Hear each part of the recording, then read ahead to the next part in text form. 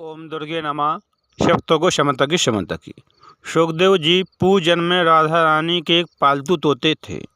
निकुंज one में राधा रानी और भगवान श्री कृष्ण और गोपियों के साथ रासलीला किया करते थे और सुखदेव जी महाराज निकुंज वन में सारा दिन राधा राधा नाम जपते रहते थे। एक दिन राधा जी ने हाथ उठाकर इशारे से तोते को बुलाया और हाथ में ले लिया। फिर तोता राधा राधा नाम बोलने लगा। तब राधा जी कहती हैं, तोता अब तुम राधा राधा नहीं कृष्ण कृष्ण बोला करो। तब सुखदेव जी महाराज कृष्ण कृष्ण बोलने लगे। फिर दूसरे तोते भी कृष्ण कृष्ण बोलने लगे और राधा की जो सखियाँ थीं वह भी कृष्ण कृष्ण बोलने लगीं। पूरा नगर कृष्णमय हो गया, सभी लोग कृष्ण कृष्ण बोलने लगे, कोई राधा का नाम नहीं लेता था। इस तरह से एक बार राधा जी श्री कृष्ण से मिलती हैं और राधा जी कहती हैं, हे प्रभु, यह तोता कितना प्यारा है और कितना मधुर बोलता है, और तोते को भगवान श्री कृष्ण के हाथ में दे देती हैं।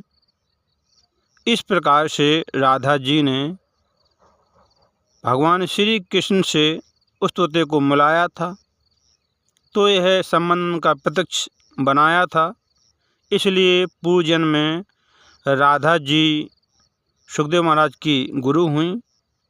इसलिए सुखदेव जी महाराज ने राधा जी का नाम नहीं लिया है, क्योंकि भागवत में इसलिए सुखदेव जी ने अपने गुरु का नाम नहीं लिया है, क्योंकि गुरु का नाम नहीं लिया जाता है। यह इसलिए अपने गुरु का नाम नहीं लिया है। अगर इस प्रकार से कोई पत्नी अपने पति का नाम लेती है तो उसकी आयु घटती है। उसी प्रकार से सद्गुरु को मन से ही स्मरण करके सद्गुरु की जय करनी चाहिए, मर्यादा भंग नहीं करनी चाहिए, क्योंकि ऐसा शास्त्रों में लिखा है, ऐसा शास्त्रों में वर्णित है। एक दिन श्री कृष्ण उदास भाव से राधा जी से मिलने के लिए जाते हैं, तो नारद जी भी रास्ते में आ जाते हैं। राधा जी भगवान श्री कृष्ण की प्रतीक्षा कर रही थीं।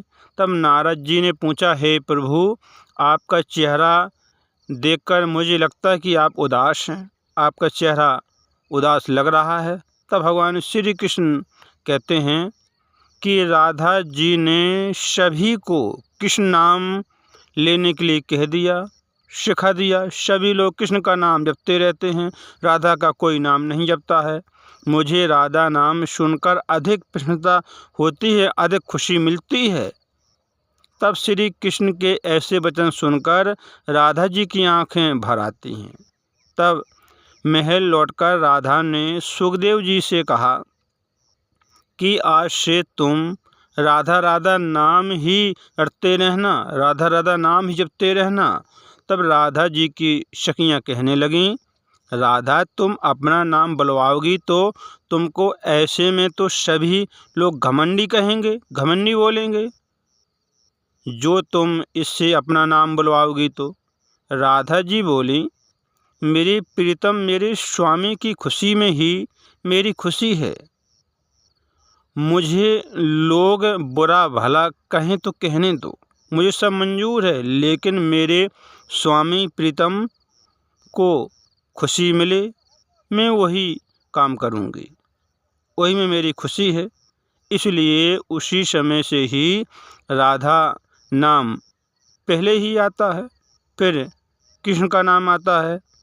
आप वृंदावन में और बरसाने में कहीं भी देख लो, सभी लोग राधे राधे ही जपते रहते हैं।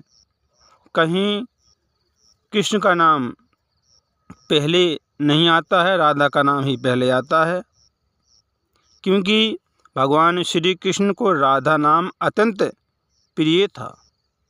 जब तुलसीदास जी वृंदावन में गए तो हैरान रह गए कि यहाँ सभी लोग राधे राधे ही जपते हैं।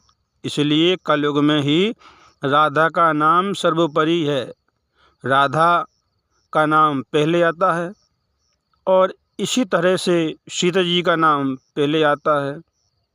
भगवान श्री कृष्ण जी राधा से अधिक प्रेम करते थे, इसलिए कृष्ण से पहले राधा का नाम आता है और राधा का नाम वो सुनना चाहते थे, उनको अधिक खुशी मिलती थी।